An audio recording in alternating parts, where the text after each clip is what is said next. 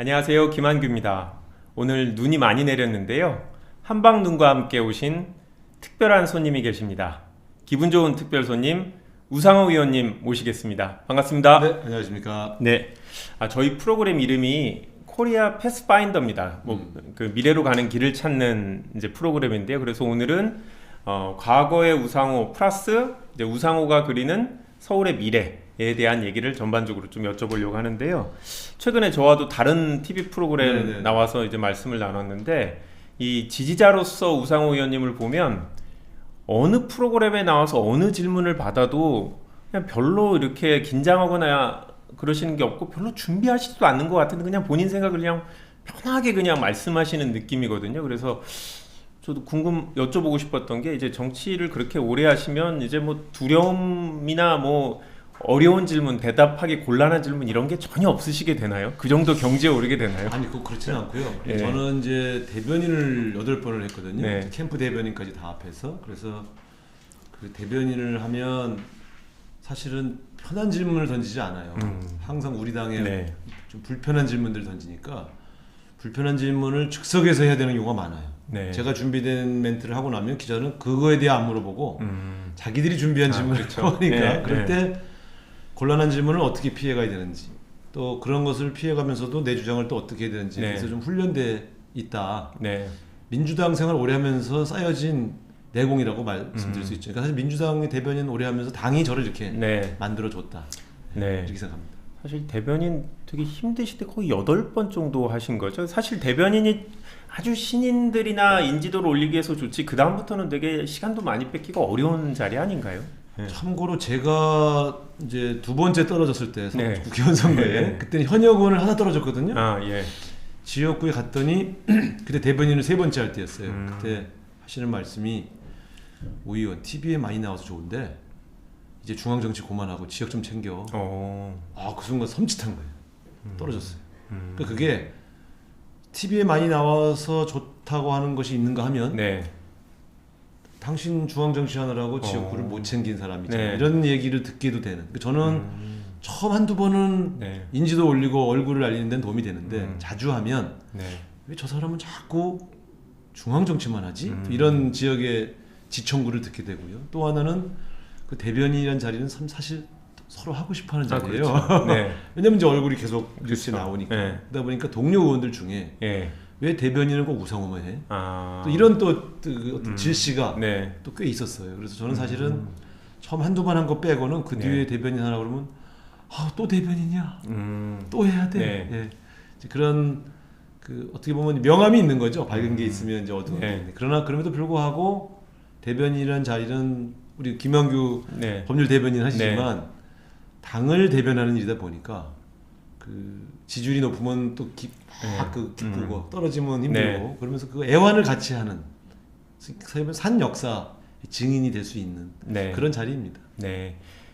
오늘은 아무래도 이제 4월 7일 서울시장 네. 선거가 있기 때문에 그래서 우 의원님을 모셔서 아무래도 바로 단도직입적으로 네. 우상호가 만들 서울시장, 서울의 미래 이거에 대해서 여쭤보려고 하는데요. 우상호의 마법 어떻게 서울을 바꾸실 예정인가요? 네.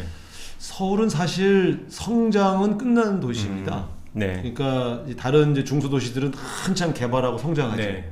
이럴 때는 그 소위 말하면 초기부터 디자인이 중요해요. 네. 근데 이제 서울은 이미 오래된 구도심, 새로운 아주 뭐랄까 강남처럼 이렇게 새롭게 만들어진 도시, 네. 또 뭐 이런 또 외곽에 있는 또 신도시 이렇게 굉장히 복합적이죠. 그래서 이런 도시는 처음부터 새로 설계할 수 있는 게 아니라 네. 리모델링이죠. 새로운 네. 컨셉을 가지고 고쳐가고 바꿔가고 이러면서 가는 네. 것이죠. 그러니까 지금의 서울시의 가장 큰 문제점이 무엇일까를 분석하고 그것을 고쳐가는 계획들이 필요한 도시입니다. 제가 볼 때 서울의 가장 큰 문제는 균형과 조화가 깨졌어요. 강남북이 너무 불균형 발전을 네. 또 같은 강남 안에서도 또 그런 문제가 있어요. 그러다 보니까 아무리 이 아름다운 눈도 네. 두 개의 눈이 하나는 크고 하나는 다른 형태면 기형이 되잖아요. 그런 것처럼 네. 그 사실은 균형과 조화를 이룬 도시가 네. 가장 살기 좋은 도시입니다. 그래서 저는 첫 번째 서울의 문제는 이 강남과 강북 혹은 강남 안에서도 이 격차가 많이 벌어진 네. 것들을 어떻게 조율해서 네. 균형 잡힌 도시로 만들 건가. 이게 이제 첫 번째 목표가 될 것이고요. 두 번째는 두 개의 도시 속에서 더욱더 차별받고 어려운 분들이 있어요. 그 정치는 아무래도 좀 더 힘들고 어려운 사람의 눈에 흐르는 눈물을 닦아주고 억울한 사람들이 없게 공정하게 만들어주는 그런 갈등의 조정자이면서도 균형을 맞춰주는 역할을 해야 되지 않습니까? 네. 저는 그런 면에서는 주거 문제에 있어서 서민들의 고통이 너무 심해진 도시가 됐다. 네. 그래서 제가 강원도 철원 출신인데요. 네.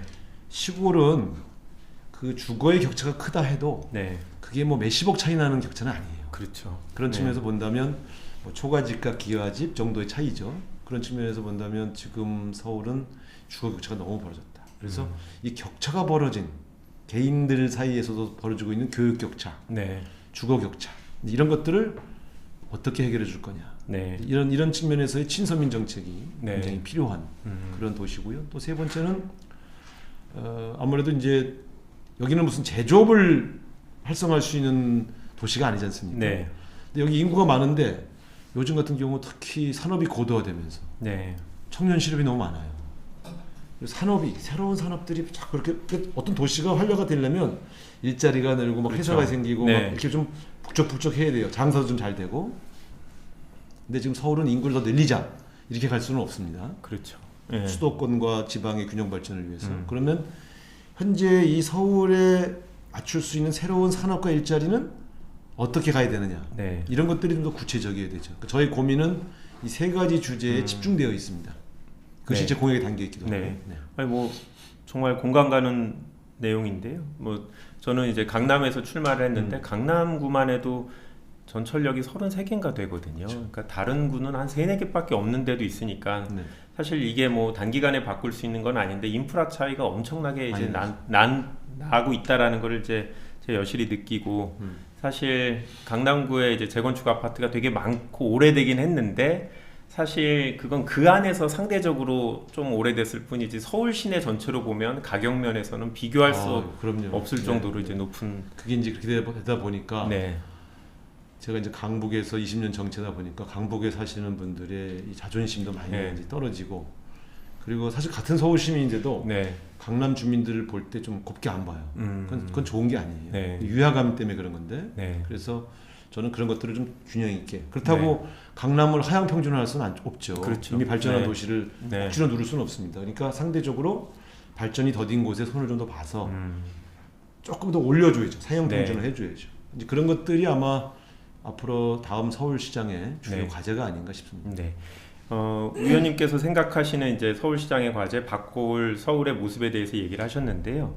뭐 관련된 얘기인데 이제 2021년 현재 서울 시민이 무엇을 원하고 어떤 리더를 원하는가 이거를 뭐 저도 이제 되게 궁금한데 의원님께서 보시는 이번 서울시장 선거의 의미, 뭐 정치권이나 아니면 시민들한테 어떤 의미를 주는지 좀 이렇게 달리 보시는 게 있을 것 같은데요.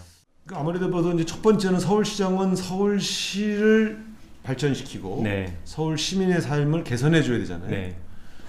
이제 그것이 제일 일 덕목이죠. 이번 서울시장 선거에서는 누가 네. 과연 이 서울시의 변화의 비전을 가장 잘 가지고 있고 또 네. 서울시의 문제를 잘 꿰뚫고 있으면서 어떻게 해결하려고 하는 것이지 네. 라고 하는 서울시의 상과 비전이 첫 번째 선택의 기준이 네. 되겠죠. 두 번째는 그럼에도 불구하고 이번 서울시장 선거는 네. 정치적 의미가 너무 강조됐어요. 아, 네. 일단 대선을 1년 앞두고 치러지는 네. 선거라는 그렇죠. 의미여서 네. 이 선거에서 승리하는 쪽이 다음 대선에 유리하다. 네. 이렇게 돼버리니까 양 진영이 아주 총력전을 할 수밖에 없는 선거가 됐죠. 네. 그 두 번째는 그러다 보니까 출전하는 인물들이 네. 뭐 신인은 발을 디딜 수가 없게 돼버렸고 그렇죠. 네. 완전히 무슨 안철수, 오세훈, 뭐 나경원, 네. 박영선, 우상호 이르기까지 네. 각 당을 대표했던 그렇죠. 중진급이 총망라되어 있지 않습니까? 맞습니다. 심지어 두 분은 대선 네. 후보로 거론되던 분들이 대선에 안 나갈 수도 있다까지 배수진을 치고 나오시지 않습니까? 그러다 보니까 야 저도 이제 여러 번 선거를 제가 뭐 실무도 보고 직접 네. 뛰어도 봤습니다만 이거 완전 대선급인데 이런 정도로 정책 의미가 강해졌죠. 그래서 이번 선거에서 만약에 우리 민주당이 패배하게 네. 되면 문재인 대통령이 무너지고 네. 민주당이 무너지게 되죠. 그렇기 때문에 양보할 수 없는 큰 정치적 격돌의 한판 승부가 돼버렸습니다. 그래서 이번 선거는 저희 민주당이 네. 반드시 승리해야 되는 선거입니다. 네. 후보들의 어깨가 되게 무거우실 것 같은데, 그렇죠. 예. 사실 뭐 젊은 이제 세대로서는 안타깝게도 이제 2011년에 후보들이 그대로 다시 많이 나오시고 그래서 사실 10년 동안 이제 정치권이 한 발짝도 그 세대 면에서는 나아가지 못한 거 아닌가 하는 좀 아쉬움이 있지만 한편으로는 말씀하신 대로 이번 선거에 지면 안 되기 때문에 우리 당의 대표 선수들이 나갈 수밖에 없지 않나. 그래서 우 의원님께서 고생을 하셔야 되는 이제 선거인 것 같은데요. 예, 예. 요즘 저는 방송도 하고 당의 이제 정치인으로서도 이제 우 의원님에 대해서 내가 혹시 모르는 부분이 있나 해갖고 요즘 공부를 열심히 하고 있는데 정말 이제 볼매 진짜 살펴볼수록 매력적인 정치인이라는 느낌이 진짜로 들거든요. 그래서 딱 두 가지로 정리하면 정치인으로서 유능하다. 두 번째는 인간미가 강하게 느껴진다. 이 두 가지가 제 느낌인 것 같은데 우 의원님은 사실 상당히 이제 인지도가 높은 분이고 그런데 일반 유권자들이 우 의원님의 세세한 면에 대해서는 좀 모르는 부분들이 있는 것 같아요. 제가 유능하다고 하면 왜 유능하다고 얘기하는지에 대해서 상세하게 이제 모르시는 분이 있을 것 같고 또 우 의원님은 아는데 사람마다 우 의원님에 대해서 느끼는 이미지가 통일되지 않고 좀 다른 부분이 있을 것 같아요. 그래서 우 의원님 스스로 혹시라도 아직 잘 모르는 분 위해서 인간 우상호는 이런 사람이다. 그래서 내가 민주당 서울시장 후보로 적합한 이유 이런 것들을 한번 설명해 주시면 좋을 것 같아요. 참고로 저는 그 가장 민주당다운 후보라는 얘기를 하셔갖고 저는 그게 무슨 느낌인지 확 와닿았거든요. 네. 네. 그러니까 이제 우리가 보통 정치인을 분석할 때 두 네. 개를 봅니다. 하나는 그 사람이 지향해 왔던 가치. 네. 이 정치에서는 이게 굉장히 중요해요. 네. 이 사람은 어떤 가치를 표방하면서 정치를 하고 있는가. 네. 두 번째는 이 사람은 어떤 삶을 살아오면서 어떤 층을 대변하려고 하는 것인가. 네. 이게 뭐 연관되긴 합니다만 첫 번째는 저는 민주당은 대한민국의 민주주의와 진보의 역사라고 생각합니다. 그렇기 때문에 김대중 대통령, 네. 노무현 대통령, 문재인 대통령 그리고 돌아가신 박원순 시장님에 이르기까지 이분들의 삶의 면면이 흐르는 가치는 민주주의를 지키고 진보적인 해법을 가지고 이 세상과 싸워온 사람들이거든요. 그것이 저는 민주당다운 것이다 생각하고 그러한 대열의 과정에서 늘 그분들과 함께하면서 한 번도 네. 이탈하지 않고 민주당을 지켰던 역사가 우상호 역사다 네. 하는 점을 말씀드리는 것이죠. 그러니까 민주당의 정체성을 가장 잘 이해하고 그것을 가장 잘 실천할 사람이 네. 민주당의 간판 선수로 나가야 되는 거 아니냐 하는 네. 주장을 제가 해드리고 있는 것이고요. 두 번째는 저는 물려받은 재산이 없는 강원도 초론의 촌놈이고 네. 지금도 국회의원을 사선했지만 네. 4억에 50만 원 반전세를 살고 네. 있습니다. 20년 정치하면서 단 한 번 부정부패 스캔들이 없었던 사람이고요. 지금 아까 말씀드린 것처럼 서울에 살고 있는 서민들의 삶이 공공하고 네. 소득 격차, 자산 격차로 많은 분들이 절망에 빠져 있는 이때 이번 서울시장이 내걸 해법은 결국 이 격차를 어떻게 줄여줄 거냐에 대한 해법들이어야 되고 그것은 결국 그 서민들의 마음, 삶 네. 그걸 가장 잘 이해할 수 있는 사람이어야 되죠. 그래서 저는 그냥 서민을 잘 이해하는 부자가 아니라 네. 그냥 서민 그 자체로 살아왔기 때문에 지금 벌어지고 있는 서울의 많은 공공한 사정들에 대해서 내 문제처럼 느끼고 함께할 수 있는 그런 삶을 살아왔다. 그래서 저는 우상호를 대표하는 두 개의 단어를 얘기해라. 그러면 민주화 진보, 그다음에 친서민. 저는 이렇게 저를 규정합니다. 그래서 이 두 개의 이 화두를 가지고 이번 서울시장에 도전하고 있고 저는 이번에 저쪽에서 나온 후보들이 안철수, 나경원, 오세훈 같은 분들이 네. 민주화 진보의 가치를 제대로 이해할 리 없고 이 시대 정신인데요. 네. 두 번째는 서민의 삶을 이해할 수가 없다. 네. 오늘도 나경원 후보가 강남의 의무아파트 가서 네. 녹슬고 이제 시멘트가 떨어지는 걸 보면서 안타깝다 이렇게 말씀하셨는데 물론 그 아파트가 오래됐기 때문에 그 네. 아파트도 좀 언젠가는 네. 재건축을 해야죠. 저희 지역구입니다. 그렇습니다. 해줘야 됩니다. 그런데 저는 거기 살고 계신 분들도 안타까운 사연도 안타까웠습니다만 네. 사실 더 힘든 사람들 많은데 그렇죠. 거기 아파트 가격이 어쨌든 23억은 나가니까 지금 뭐 한 3천만 원, 4천만 원짜리 전세나 네. 그 월세에 살고 있는 반지하 사는 강남에도 있어요. 반지하 네. 사시는 분들 이런 분들이 있는데 무엇이 먼저일까? 이런 어떤 마음가짐이 결국 가치의 차이 아닐까? 그런 생각을 좀 해봤습니다. 그렇군요. 이건 서울시장하고 관계없이 그냥 좀 원론적인 질문인데요. 네. 사실 우 의원님 세대 때는 경제가 되게 이제 많이 발전하던 시기라 일반 민간 분야에서 일을 하셨으면 4억에 그 50만 원짜리 반전세가 아니라 40억짜리 아파트를 갖고 계셨을 수도 있는 세대잖아요. 맞아요. 제 친구들 그런 데 살아요. 그렇죠. 그래서 저는 근데 굳이 그런 이제 어떻게 보면 이제 87년 민주화 항쟁 세대로서 그 본인들이 꿈꿔왔던 어떤 민주화가 어느 정도 달성이 됐고 개인적인 편안한 삶을 추구할 수도 있었을 텐데 굳이 반전세의 고난한 삶을 유지하면서까지 정치를 하시는 이유는 뭐 원동력이 뭔가요? 네. 제 정치의 출발은 이한열 열사였어요. 네. 그러니까 제가 학생회장 할 때 제가 주도한 집회에서 네. 이한열 군이 당시 2학년이었으니까 22살이에요. 네. 22살이 사실 뭐 얼마나 네. 좀 그렇겠습니까? 그 정말 파릇파릇한 그 그렇죠. 20대 초반의 청년이 민주주의를 위해서 싸우다가 숨져갔어요. 그때 제가 연세 학생회장 하면서 참 많이 울고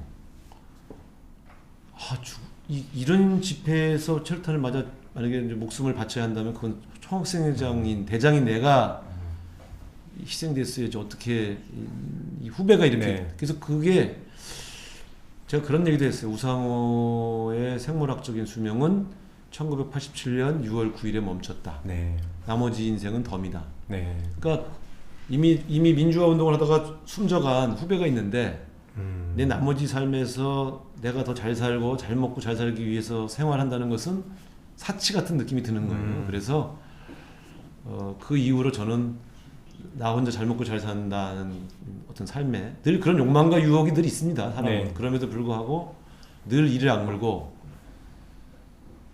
희생된 수없이 많은 나의 동지들이 있는데 내가 그런 생각을 하는 것 자체가 부끄러운 일이다. 이렇게 날 다잡으면서 여기까지 왔지요. 그러니까 지금도 정치하는 저의 인생에 있어서 수없이 많은 유혹도 있고 고민도 있지만 항상 내가 이 사회에 공적으로 기여할 수 있는 나의 사명이 끝나는 날까지는 나는 한눈 팔지 않고 이 길을 간다. 네. 네. 대신 은퇴하면 네. 그때는 조금 나와 내 가족을 위해서 네. 조금 좀 살아봐야 되겠다 이런 생각을 합니다만 그게 언제가 올지는 네. 저도 기약할 수가 없죠. 네. 안타깝게도 우리 사회가 조금 더 오랫동안 우 의원님을 필요로 하고 붙잡아 둘 것 같습니다. 그래서 거의 끝나가는 거 아닌가? 이제 네. 후배들 무럭무럭 자라는 후배들에게 네. 새로운 기회를 주고 멘토가 되고 네. 그렇게 해서 또 다음 세대들이 네. 저 같은 못난 정치인 선배를 넘어서는 더 훌륭한 정치인 나오기를 기대합니다. 네.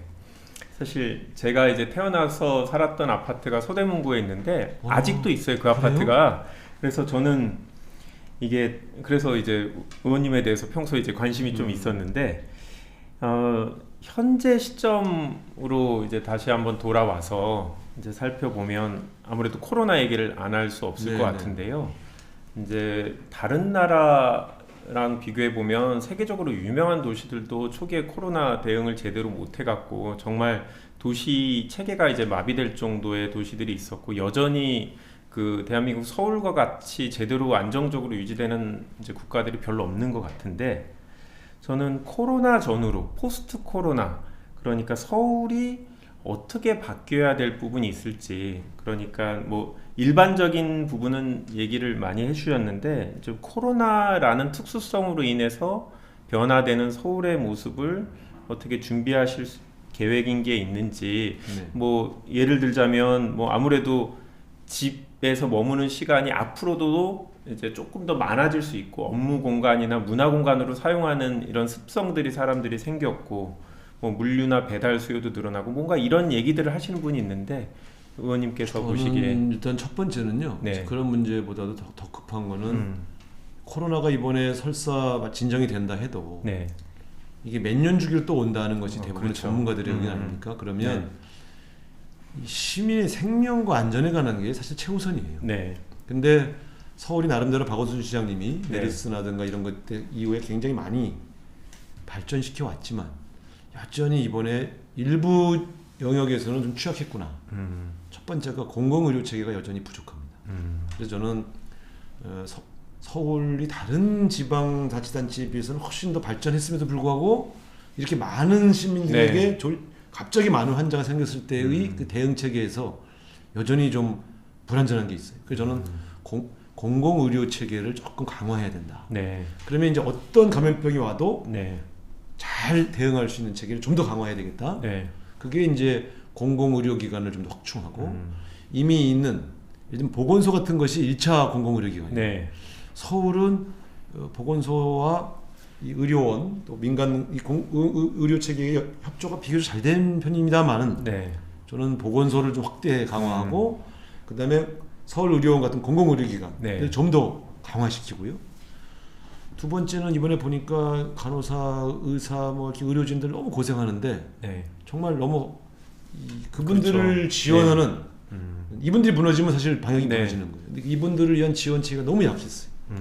세 번째는 서울에도 많이 있습니다. 요양기관들. 네. 집단 감염이 발생해서 확 번지는 몇몇 요 주위 네. 집단 감염이 가능한 이런 시설들에서 문제가 생겼을 때 코호트 격리라고 해서 일단 봉쇄를 그렇죠. 해버리잖아요. 네. 그럼 그 안에 있는 분은 어떻게?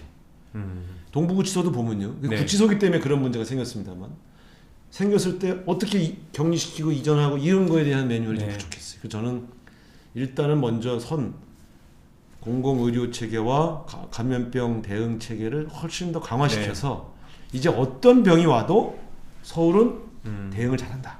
이런 시스템을 좀 더 강화하는 게 첫 번째. 두 번째는 지금 그 시민의 삶의 양태가 네. 비대면으로 많이 바뀌었지 않습니까? 그렇죠. 그러다 보니까 가령 지금도 보면 음식 시켜 먹는 네. 이 배달 하는 시스템이 확 늘었잖아요. 네. 그러니까 그것 때문에 더 어려워진 산업도 있고 어려워진 이제 중소상공인도 있고 또 이런 이 시스템 체계에서의 변화가 물론 이제 코로나가 완전히 잦아들면 조금 더 완화되겠지만 이런 형태의 소비 체계 자체가 네. 구조화될 것 같다. 네. 이런 느낌이에요. 그러면 이런 것 때문에 무너져가는 쪽은 어떻게 소위 말하면 직업 전환을 하게 해줄 거냐. 네.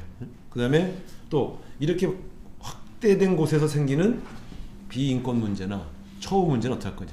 그게 이제 배달 노동자들에 대한 문제일 수 있죠. 이런 것들이 저는 코로나 이후에 서울의 문제를 바라보면서 이런 것들에 대한 대응 체계도 하나하나 만들어 나가야 된다. 이런 것이고요. 세 번째로는 이번에도 확인됐습니다만 돌봄 체계. 네. 이게 이런 문제가 생겼을 때 가장 큰 피해를 보는 것은 직장을 다니던 여성들이 네. 아이를 돌보기 위해서 다 많이 그만두고 굉장히 많이 그만두셨어요. 그다음에 학교가 문 닫으니까 네. 초등학교 저학년 아이들은 어디서 돌봄을 해야 되냐? 집에 있고 네. 이런 것들이 위기 시의 돌봄 체계에 대한 매뉴얼이 너무 약하구나. 이런 것들도 네. 서울시가 보살피고 만져야 할 새로운 대안들입니다. 네. 뭐 사전에 드린 질문이 아닌 것들을 그냥 여쭤보는데 전혀 상관이 없게 그냥 쫙 나오시는군요. 준비되어 있는 것들이니까. 그러면 또 다른 얘기 하나. 평소에 의원님 보면 항상 깔끔한 양복을 입은 이미지가 계속 이제 남는데요. 요번에 이제 자가격리할 때 이제 유튜브 찍은 거 보니까 되게 아주 그냥 편안한 이제 저희가 집에서 입는 옷 똑같이 입고 이제 생활을 하시더라고요. 똑같은 사람이죠. 그래도 남들이 안 해본 자가격리라는 특별한 경험을 한번 해보셨는데 정치인으로서 그게 이제 본인한테 뭔가 뭐 교훈을 줬거나 아니면 이런 것들에 대한 뭐 개선 방안 뭐 이런 것들이 좀 생각할 시기가 되셨나요? 그런 질문은 자가격리를 대한민국 역사상 가장 많이 해본 이낙연 대표님에게 물어보셔야 되지 않겠나. 다음에 모시고 한번 여쭤보겠습니다. 제가 이낙연 대표님한테 말씀드렸더니 이 사람아 내가 자가격리 몇 번 했는지 아는가? 그래서 전 사실 횟수는 몰랐어요. 제일 많이 하셨더라고요. 그래서 얼마나 열심히 사람을 만나고 그렇죠. 민생을 돌보셨으면 또 이런 네. 그 이렇게 자격리를 하셨을까. 근데 그렇게 웃으시면서 얘기하니까 안 힘드셨어요? 했더니 힘들었지 하면서 또 웃으셔요. 내가 저런 넉넉함과 여유를 좀 배워야 되겠다. 저는 한 번밖에 안 했는데도 네. 너무 답답하더라고요. 갇혀 있고 네. 저는 뭐 폐쇄공포증은 없습니다만 네. 옛날 감옥 살던 느낌이 드니까 막 갑갑한 거예요. 그래서 누웠다 일어났다 반복하고 그러다가 그 영상물을 한번 찍어봤습니다. 그런데 그때에 이제 그런 생각을 많이 했죠. 지금 나처럼 이제 그때 이렇게 데이터를 봤어요. 그랬더니 그때 저랑 동시에 자가격리하고 있던 국민이 뭐 거의 한 10,000명 되더라고요. 네. 그래서 내가 이렇게 많은 분이 나처럼 네? 자가격리하고 계시구나. 이게 이제 소통이죠, 소통. 그래서 내가 그분들도 보라고 시작한 게 사실은 그 이제 슬기로운 자가격리 생활 시리즈였는데 어쨌든 그때 그런 생각을 많이 했어요. 돌아보는 게 되잖아요. 혼자 있으면 자꾸 이렇게 돌아보게 되잖아요. 네. 나는 잘 살아왔나, 지금 우리 당은 잘 가고 있나, 뭐 이런 것들을 한번 점검해보는 좋은 계기가 됐습니다. 네. 알겠습니다. 요즘은 이제 시장들도 단순히 뭐 행정적인 업무만 하는 게 아니라 이제 그냥 시 자체 미래를 그리는 약간 디자이너 같은 새로운 형태의 정치인들을 원하는 추세인 것 같아요. 그래서 정책 발표한 것들 보시니까 이제 하여튼 본인이 그리는 이제 서울에 대한 모습이 확고하게 있으신 것 같은데 뭐 디자이너 우상호 어떻게 보면 좀 안 어울릴 것 같기도 한데 뭐 별명 같은 게 좀 있으신가요? 저요? 네. 오늘 처음 공개하는데 네. 제 별명은 우짜짜입니다.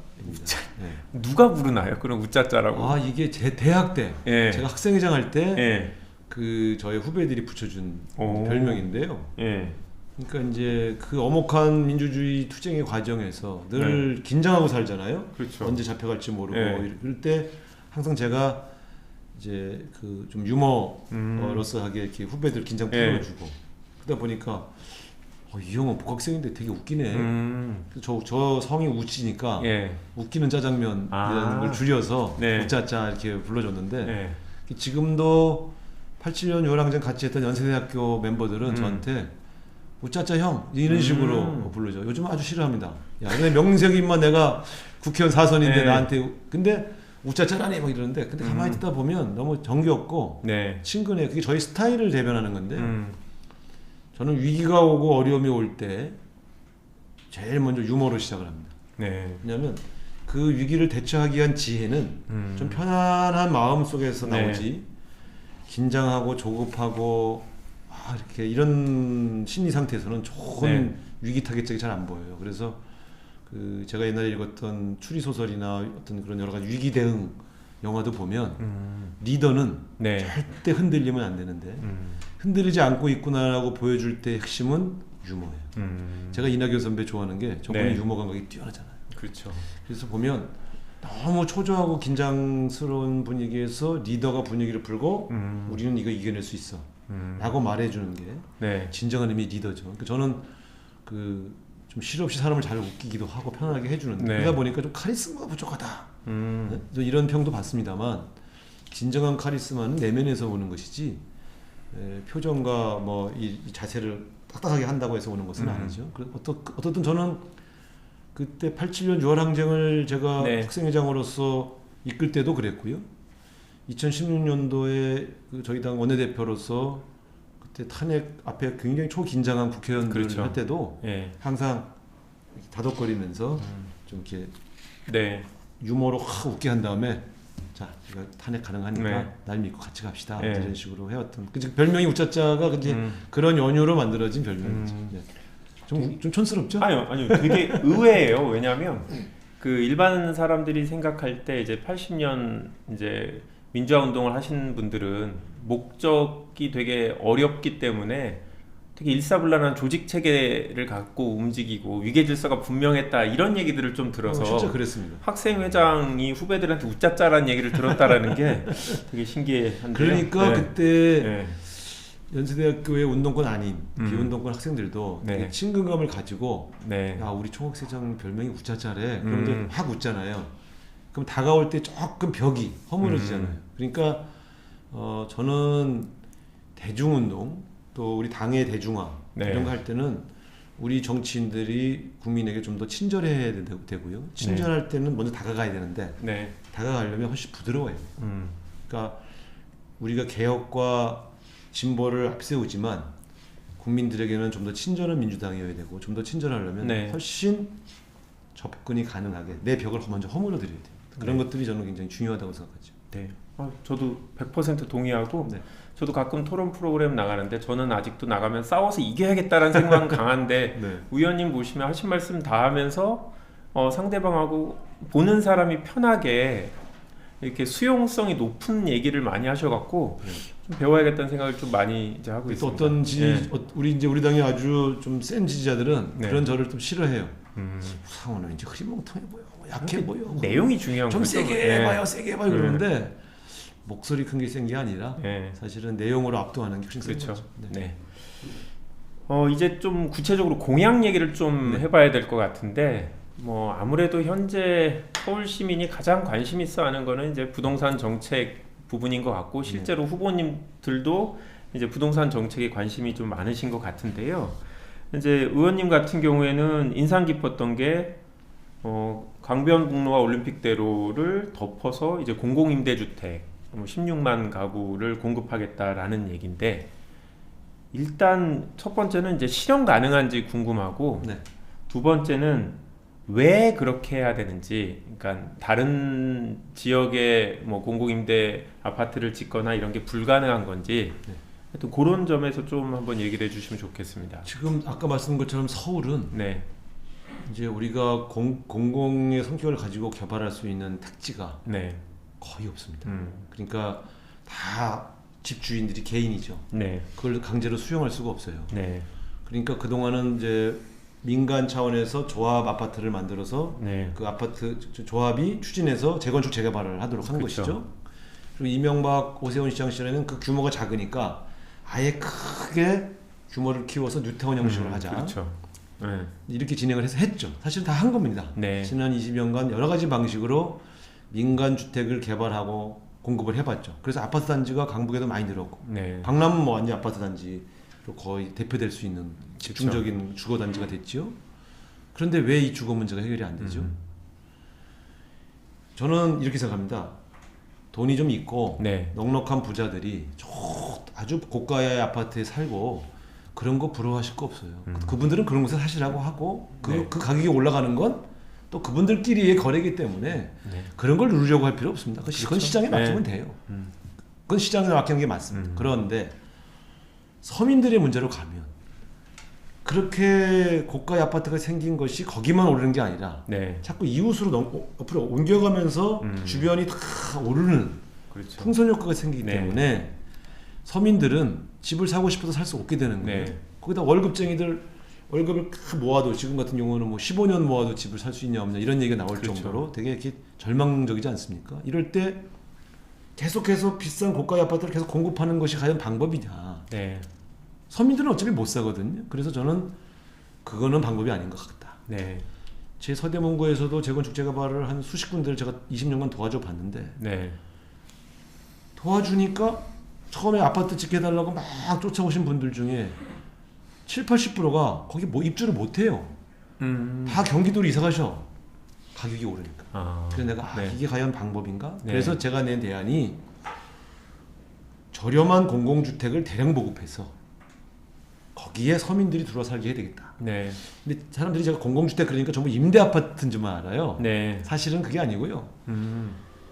16만 호 중에서 9만 호 정도는 네, 월세 임대 아파트와 전세 임대 주택인 건 맞습니다. 네, 근데 7만 호 정도는 네, 자가주택입니다. 공공 자가주택. 네. 자기 집이에요.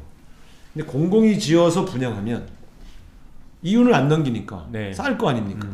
그러니까 시중 가격의 절반 내지는 60% 선에서 공급할 수 있는 것이죠. 네, 근데 위치도 그럼 공공의 부지가 어디 있느냐?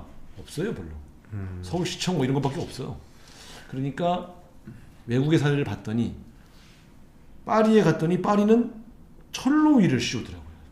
철로라는 게 뭐 딱 두 선로만 있는 데는 못 하는 거고 네, 철길이 한 10개, 10몇 개씩 네. 있는 데가 있어요. 그게 네. 한 몇 킬로 이렇게 쭉 연결된 곳이 있어요. 파리는 그래서 거기를 씌워서 한 2km 정도 되는 구간, 네. 폭은 한 85m 되는 데를 씌워서 5만 명이 입주를 했습니다. 네. 이게 성공을 하니까 두 번째 또 철길이를 씌워서 그번에는 2만 5천 명이 입주할 수 있는 아파트 단지를 만들었어요. 네. 지금 세 번째 아파트 단지를 짓고 있어요. 철길이에. 네. 이게 이제 벌써 10년 지났습니다. 소음도 없고 분진도 없고 아주 잘 삽니다. 두 번째 또 외국 사례를 봤더니 뉴욕은 강변도로 위를 네. 씌워가지고 네. 건물을 지은 거예요. 1952년도에 유엔 본부가 네. 그 맨하탄 강변 위에 세워져 있고요. 네. 두 번째 2017년도에 코넬 대학 아시지 않습니까? 코넬 네. 메디슨 센터라는 걸 이제 의료 센터를 만들었는데 그것도 그 강변에. 그러니까 그 건물 밑으로는 하루에 17만 대의 차가 그렇죠. 지나다닙니다. 그래서 제가 보면서 아니 뉴욕이 가능했고 네. 파리가 가능했는데 왜 서울서 못한다는 거예요. 그 실현이 왜 불가능하다는 건 기술적인 문제를 말씀하시는데 네. 기술적으로 해외에서 다 하고 있기 때문에 가능하다. 네. 그리고 이렇게 하면 이점이 뭐냐 하면 비용이 저렴하다. 공공용지니까. 네. 지금 평당 3, 4천 나가는 거 어떤 데는 1억씩 나가잖아요. 이거 어떻게 사가지고 어떻게 공공주택을 짓습니까? 두 번째 시간이 단축돼요. 조합 만들고 뭐 인허가하고 네. 근데 시간 오래 안 걸려도 되는 거니까. 그래서 이건 공급가가 아주 저렴해요. 네. 그래서 예를 들면 제가 구상한 게 강변 또 이런 분이 있어요. 강변북로와 올림픽대로를 씌운다니까 전체를 다 씌운다고 생각하시는 분이 있는데 예. 전체 다 안 씌우죠. 그렇진 않네요. 지금 아파트가 있는데 그 앞을 어떻게 가로막습니까? 그러니까 네. 조망권을 해치지 않는 곳부터 1단계로 공사를 해서 그런 곳을 따져보니까 한 10km에서 15km가 나와요. 그 정도면 충분하겠네요. 아유 충분합니다. 예. 그러니까 지금 우리가 그래서 그런 곳을 씌우면 거기에 입주하시는 분은 네. 예를 들면 뭐 그것도 이제 지역마다 가격 차이는 조금 날 겁니다. 네. 아무리 공공이어도 네. 어떤 곳은 한 6억 정도면 입주할 수 있어요. 자기 집이 돼요. 30년간. 그리고 이제 중간에 팔려고 그러면 공공에다 팔아요. 네. 안 올리려고. 한 6억 정도 되는 집을 자기 집으로 만들었는데 네. 야 이게 강가에 있어. 다른 집은 25억 30억 나가는데 서민들에게 네. 경관 좋은 곳에 저렴하게 공급하는 거예요. 그 비슷한 이제 이슈가 이제 1호선 아파트가 1호선이 이제 지상철로 돼 있고 이걸 지하해 갖고 그 위를 이제 비슷한 방식으로 부동산 개발을 하겠다라는 이제 그런 공약들이 상당히 오랫동안 있었거든요. 이제 서울부터 이제 경기도, 인천까지 쭉 이어지는 데인데 이게 되게 쉽게 잘 안 되고 있더라고요. 지금 그 상황. 이유가 있습니다. 네. 그것은 공공용지이기 때문에 네. 공공용지를 상업개발해서 장사를 하겠다. 이건 공공의 영역에서 할 수 없는 일입니다. 네. 제가 1호선 지상구간을 지하화하겠다는 것은 녹지축을 만들어 예를 들면 네. 연트럴 파크 아시잖아요. 네, 연남동에 경의선 지하화해서 네. 그런 식으로 녹지도 만들고 네. 일부 구간은 지금 제가 말씀드린 공공주택을 짓는 거예요. 네. 영리를 목적으로 한 게 아니기 때문에 네. 그리고 특히 그런 공공주택은 어디다가 짓냐면 역사 주변 역사와 붙어 있는 곳에 네. 한 500m 이내 정도를 짓고 요것만 지면 주민들이 반발해요. 역 주변이 되게 개발이 잘 안 돼 있잖아요. 네, 그렇죠. 보통 이 지하철 철도 주변은 개발을 못하게 해놓습니다. 네. 근데 이제 이렇게 되면 이 역사 주변에 지으면서 그 이웃에 낙후한 주택까지 연결시켜서 지을 수가 있죠. 그래서 그 민간 주택 부분은 민간 네. 공공 재개발이니까 민간이 들어와 살게 하고 네. 그거와 붙여 지은 철길 위는 공공주택을 지으면 네. 이 아까 말씀드렸습니다. 이런 겁니다. 제가 한번 계산을 해볼게요. 공공주택 16만 원 짓는데 들어가는 비용을 계산해 보니까 한 6조면 돼요. 큰 돈이죠. 네. 그러니까 사람들이 6조를 서울시가 어떻게 내? 네. 근데 아까 제가 자가 아파트를 6억 정도에 분양할 수 있다고 그랬잖아요. 네. 그러면 6억짜리를 한 10,000세대만 분양하면 6조입니다. 네. 건설비가 다 나와요. 그렇죠. 근데 네. 제가 공급하겠다고 하는 공공 자가가 7만 원 오잖아요. 이걸 다 6억씩 하면 어마어마한 네. 자금이 생기죠. 네. 결국 이 철도의 지상 구간을 지하하지 못한 이유는 네. 천문학적인 비용 때문입니다. 네. 상업 개발을 하지 않고 이렇게 공공 개발을 해도 충분히 그 비용을 만들어낼 수가 있는 것이죠. 그래서 도시 정책이라는 것은 하나의 정책으로 서너 가지 효과를 내는 정책, 네. 그리고 그 재원 대책도 그 안에서 만들어질 수 있을 때 훨씬 더 시민들이 찬성합니다. 서울시가 비단지고 네. 이렇게 공공주택을 공급한다고 하면 누가 반대하겠습니까? 그리고 그것이 그 주변의 개발과도 이어져 있다고 한다면 일석삼조죠. 네. 더군다나 도심지의 철길은 도시를 단절시켜요. 그렇죠. 그러다 보니까 그 지역 개발도 안 되고 교통도 막혀. 상부 지하철이나 철도의 지상 구간을 지하화하면 네. 단절되던 도시를 도로로 계속 연결할 수가 있죠. 그럼 그 철도가 지나가던 7개 정도의 구는 교통난이 해소됩니다. 맞습니다. 그러니까 하나의 정책으로 여러 개의 복합 효과를 낼 수 있는 복합 정책이다. 저는 이렇게 네. 강조를 드리겠습니다. 맞습니다. 같은 지역이라도 이 지상철로 인해서 나름 문화권이 바뀌게 되더라고요. 네. 그러니까 사람이 도보로 걸어 다닐 수 없다는 것 자체가 사실은 어떤 지역을 구분하게 되는 그런 면이 있는데, 궁금한 거는 과연 이게 서울시장이 할 수 있는 거냐라는 거에 대한 사람들이 궁금증이 있으실 거예요. 그 다음 또 한 가지는 도대체 이걸 몇 년 내에 할 수 있는 거냐, 우 의원님은 도대체 서울시장을 몇 선을 하겠다는 거냐 이런 네. 건데, 이제 네. 시장이 어느 정도의 시간을 갖고 할 수 있는 건가요, 이거는? 그러니까 이제 제가 네. 20년간 서대문에서 했던 경험을 다시 말씀드리면 이런 겁니다. 처음에 이 민간주택 재개발의 시간이 오래 걸리는 이유는 네. 조합을 구성할 때 시간이 제일 많이 걸려요. 왜? 그쵸. 개인 재산을 가지고 예. 이걸 어떻게 개발하자고 의견을 모으다 보니 한 집 한 집 찾아가면서 동의서 받아야죠. 맞습니다. 그렇게 모여서 총회하면 서로 주도권 다투면서 송사를 걸리죠. 맞습니다. 누구 한 명 감옥 가면 또 그 다음 네. 사람이 하죠. 그러니까 이 조합을 구성해서 추진위원회가 조합으로 만들어지는 데까지 짧게는 4년, 길게는 10년 걸리는 것도 있어요. 네. 그 다음에는 인허가 하는데 이 조합은 어쨌든 이익을 최대해야 되니까 설계안을 가지고 계속 그렇죠. 신경을 네. 해요. 이게 또 한 4년 걸려요. 그러니까 실제 건설하는 데는 한 3년이면 다 짓는데 이게 만들고 허가받는 데만 10년, 15년이 걸리는 거예요. 잘 아시잖아요. 지금 네. 강남은 아, 그렇죠. 인허가에만 지금 벌써 20년 걸린 데도 맞습니다. 있어요. 네. 그러니까 공공용지는 관계 부처가 합의만 하면 네. 바로 들어갈 수 있죠. 네. 거기다가 요즘 건축 기술이 좋아갖고요, 빨리 짓습니다. 네. 심지어 제가 재밌는 얘기를 말씀드릴까요? 그 맨하탄, 아까 제가 말씀드린 맨하탄 허드슨 강가에 네. 코넬 메디슨 센터라는 그 소위 말하면 메디컬 센터를 짓는데 얼마나 걸린지 아세요? 말씀하시는 거 보니까 한 3년? 네. 조립하는데 네. 예? 딴 데서 모듈을 이미 아. 제작을 한 거예요. 예. 한 층을 네. 아예 한 층을 말하자면 바닥을 네. 쫙 만들어요. 그래갖고 여기는 도로잖아요. 네. 그럼 도로를 막고 공사하면 막히잖아요. 그렇죠. 바지선으로 네. 이걸 싣고 와서 어. 기중기로 들어서 올려서요.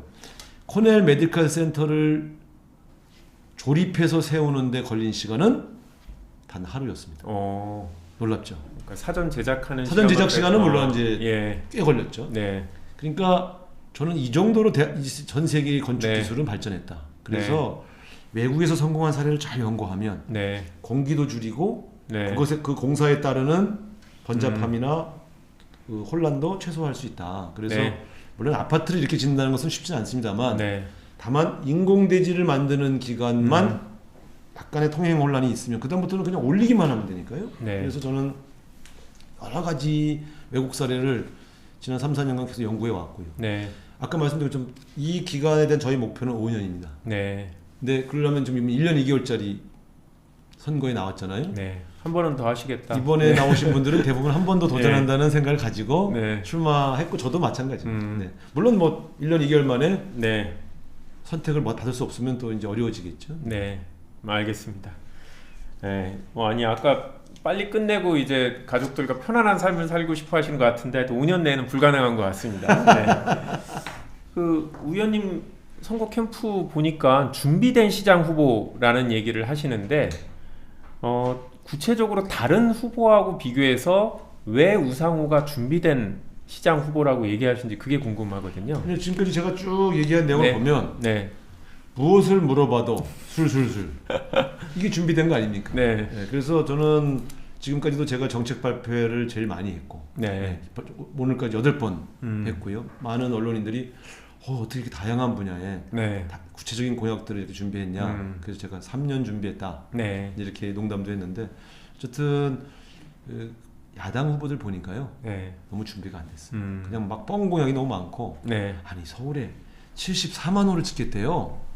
그 제가 아니 처음에 우리가 분당 신도시 만들고 일산 신도시 만들 때 12만 호, 10만 호 들어갔는데 그런 신도시를 네. 7개를 서울 어디다 짓겠다는 저는 그런 뻥공약보다 우리는 네. 좀 우리 민주당 후보는 네.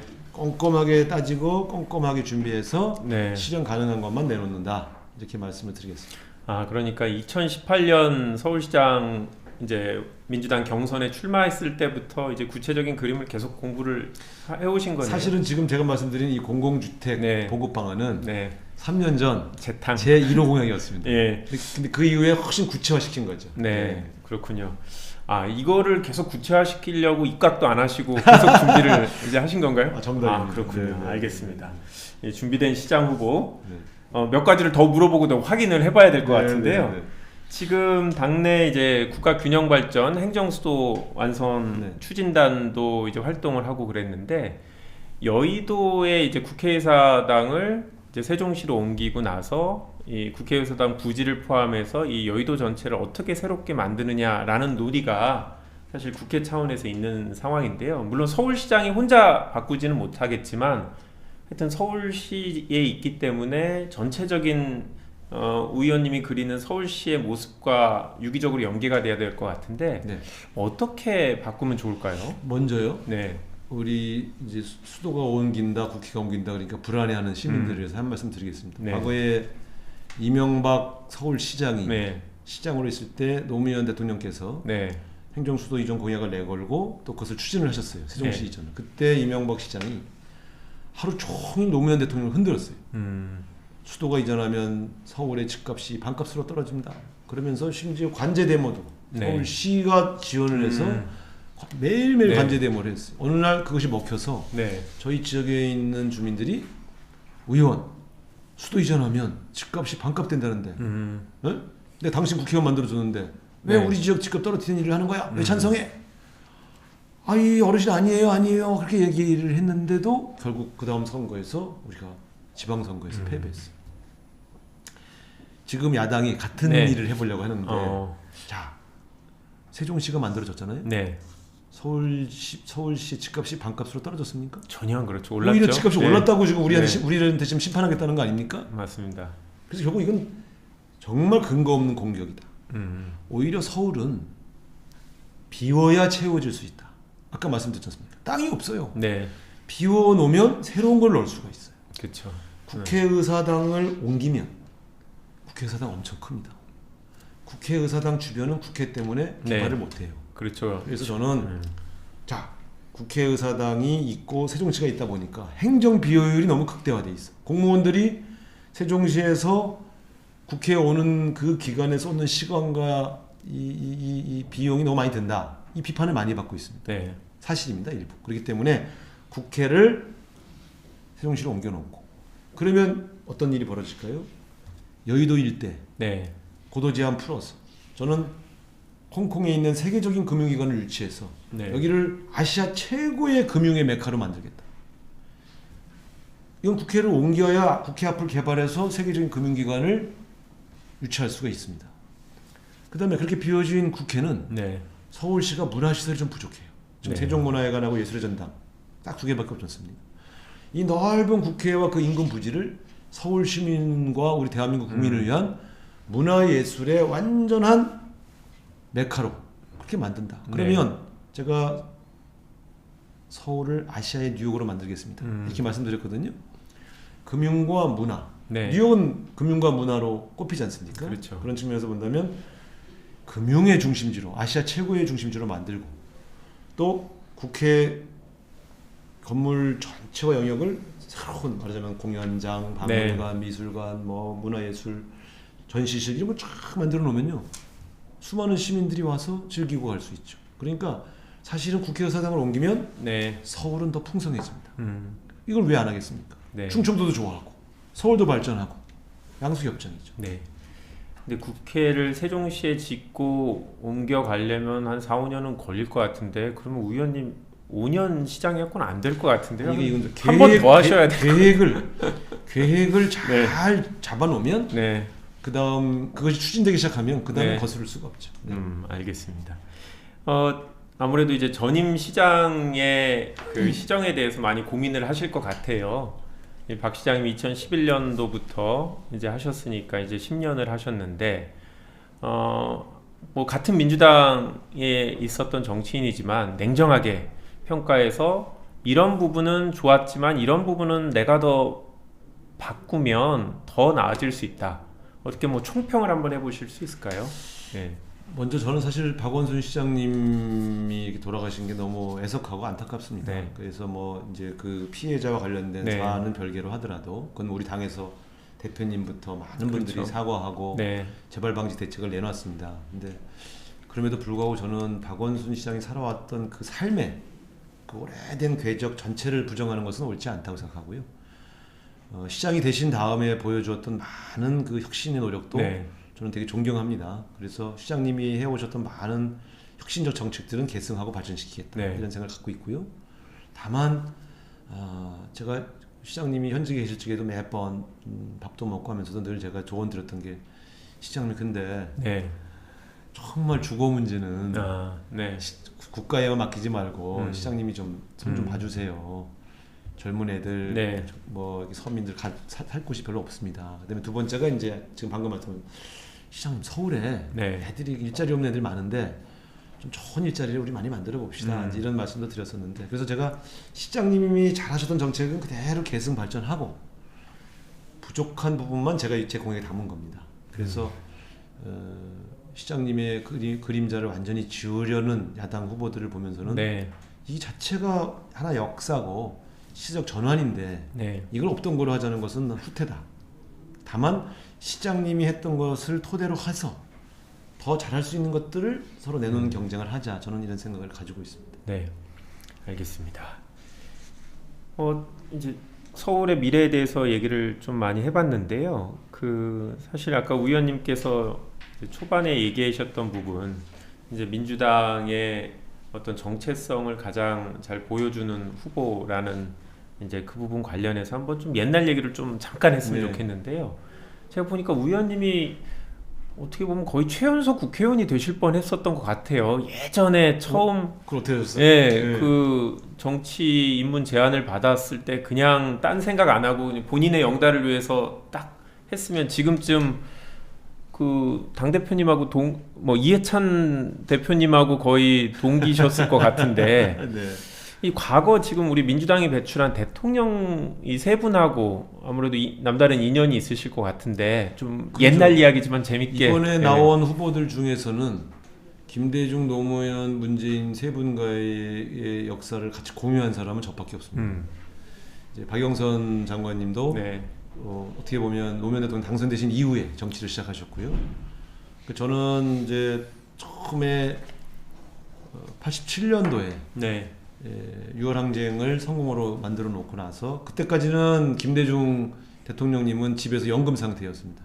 그래서 이제 그렇죠. 7월 9일 날이 이한열 열사 장례식이었는데 전두환 당시 대통령이 장례식이 엄청난 그 소요 사태로 변질까봐 네. 그 전날 대대적인 사면 복권을 단행해서 김대중 네. 대통령님을 연금을 해제했어요. 네. 그분이 그러자마자 7월 8일 저녁 때 제일 먼저 연세대학교에 차려진 이한열 열사의 분향소에 오셔서 제 손을 잡고 많이 우셨어요. 그렇게 인연이 시작됐습니다. 네. 그래서 88년도에 제가 첫 번째 감옥을 갔다 왔을 때 김대중 대통령님의 그 당시 총재님이죠. 김대중 네. 총재님의 측근이 한번 오셔서 88년도 국회의원 선거에 나와볼 생각이 없느냐.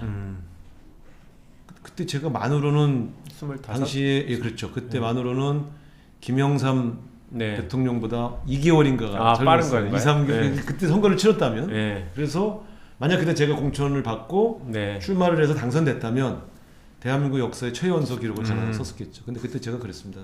저희는 작년 대통령 선거에 실패한 그러한 사람들이고 양김 단일화를 못 네. 이뤄낸 저는 네. 정치를 할 생각이 없습니다. 그래서 앞으로 빛나고 화려한 곳에 가지 않겠다고 결심했습니다. 그래서 이제 거절하고 그리고 이제 1, 2개월 후에 다시 또 감옥을 갔고 네. 그리고 이제 나왔죠.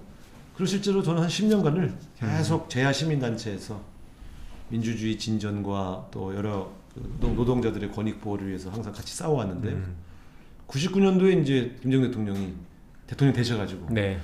이제 대통령 돼서 정치 개혁 하려니까 자네들 같은 젊은 사람들이 네. 좀 와서 일해 주셔. 그래서 제가 집단적으로 토론해서 4명이 집단적으로 일단 당시 새천년민주당으로 입당을 해서 이제 정치를 시작이 되었죠.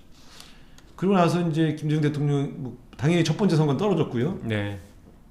그러고 나서 2년 후에 이제 노무현 그 대통령께서 당시 후보 시절에 네. 좀 도와달라. 또 그 주변에 있는 분들이 다 저랑 친분이 있던 분들이어서 그때 이제 경선 운동을 좀 도와드리고 본선에서도 네. 그땐 당이요 얼마나 난 지금 생각하면 우리 당은 정말 대단한 당이었죠. 네. 그때는 당이 자기 당이 만든 대통령 후보를 안 도왔어요. 후단협 얘기하시는. 그때 저 정말 어린 나이에 네. 이게 민주주의인가? 네. 내가 몸담은 당이 이럴 수가 있나 하는 그 자괴감이요.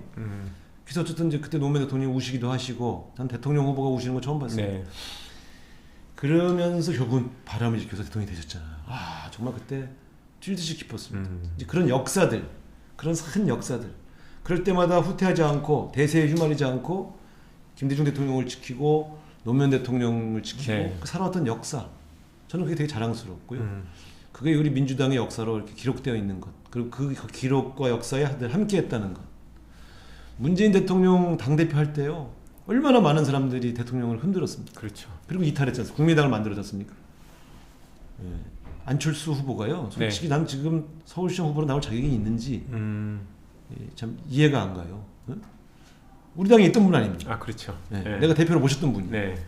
어떻게 저렇게 아무런 그런 그 사과도 없이 저렇게 또 저렇게 정치적 행보를 하는지 난 이해할 수가 없어요.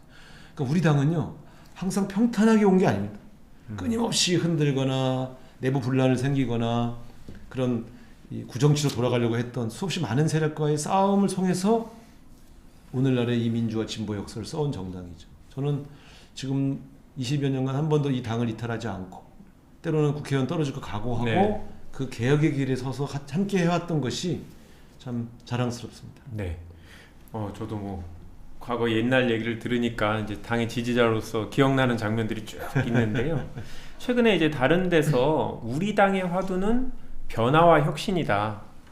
내가 민주당에서 오래 몸담으면서 이거를 계속 실현해 오면 왔고 경우에 따라서는 한 발짝 물러서서 이 변화의 혁신으로 우리 당이 계속 유지되는데 되게 노력을 했다라고 하시는데 지금 이 시점 2021년에 민주당의 변화와 뭐 혁신 여전히 민주당의 화두인가요?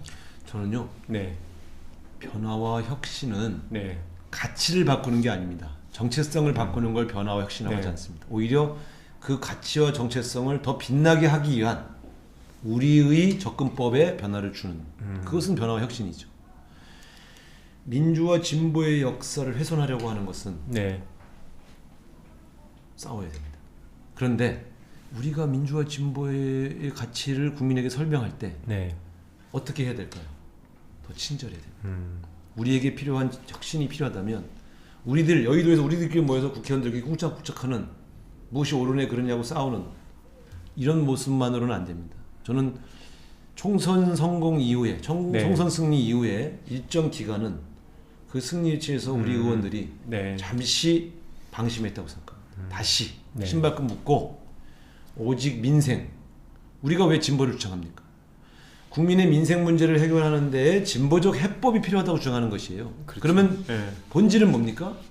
국민들의 삶, 네. 그 민생에 도움이 되는 정당으로 우뚝 다시 서야 됩니다. 저는 다들 노력해 오셨고 열심히 하셨고 좋은 법안도 많이 냈지만 우리 당이 과연 경제 민주화를 위해서 올인했는가? 이 경제 민주화의 목표는 소득 격차, 자산 격차를 줄여서 대한민국 자본주의를 좀 더 공정하게 그리고 좀 더 노동자, 서민, 도시, 빈민 뭐 많은 분들이 더 많은 혜택을 받게 하자. 더 많은 민주주의, 더 좋은 네. 민주주의는 결국 그런 거잖아요. 열심히 일한 사람이 더 많은 과실을 가져가게 해주는 네. 그런 사회를 만드는 데 있어서 우리가 견결하게 노력했느냐. 이런 거를 반성하는 것이 변화와 혁신의 출발이어야 됩니다. 네. 저는 다행히 최근 들어서 우리가 이 위기가 오니까 국회의원들도 위기의식을 가지고 다시 모이기 시작했어요. 다시 반성하고 네. 토론하기 시작했고 그것이 국민들에게 전달되고 있다고 생각합니다. 저는 이낙연 대표를 중심으로 우리 당이 똘똘 뭉쳐가지고 국민의 민생을 위해서 열심히 일한다고 하는 그 진정성을 다시 보여주고 그것을 위한 혁신을 하기 시작하면 국민들이 다시 우리 당에 돌아오신다. 네. 그런 마음을 갖고 있고요. 이 경선의 과정이 바로 그런 것을 전달하는 과정이어야 된다. 그래서 제가 민주당 다음 민주와 진보의 가치를 국민들의 삶을 개선하는 것이라고 하는 것을 설득하고 네. 민주당답게 경결하게 싸워나가는 그런 당이 되고 그런 후보가 되자 이런 제안을 하고 있는 것이죠. 민주와 진보 그리고 친서민 우상호 후보의 얘기를 잘 들었는데요. 오늘 뭐 하여튼 제가 두서없이 여쭤봤는데도 아주 역시 막힘없이 잘 얘기해 주셨고 저는 그냥 시청자분께서 조금이라도 더 우상호의 매력을 오늘 방송을 통해서 아실 수 있었으면 좋겠고 더 찾아보고 싶은 우상호의 모습을 오늘 발견했으면 하는 바람인데요. 감사합니다. 마지막으로 시청자분께 한 말씀 해주신다면. 네. 코로나19로 인해서 너무 장기간 일상이 파괴된 국민들, 시민들을 생각하면 마음이 먹먹합니다. 우리 대통령님을 비롯해서 우리 총리님, 우리 이낙연 대표님을 비롯한 지도부들이 제가 옆에서 봐도 정말 불철주야 열심히 이 문제 해결을 위해서 노력하고 있습니다. 민주당은 변하지 않았습니다. 민주당은 여전히 국민 옆에 있습니다. 우리 다 같이 한 마음 한 뜻으로 이 위기를 극복하고 서울시장 선거에서 승리해서 우리 대한민국의 시대 정신 또 시대 과제를 해결하는데 우리 모두가 힘을 합할 수 있도록 도와주시기 바라고요. 그 선봉에 준비된 후보 우상호가 앞장서겠습니다. 도와주십시오. 감사합니다. 감사합니다.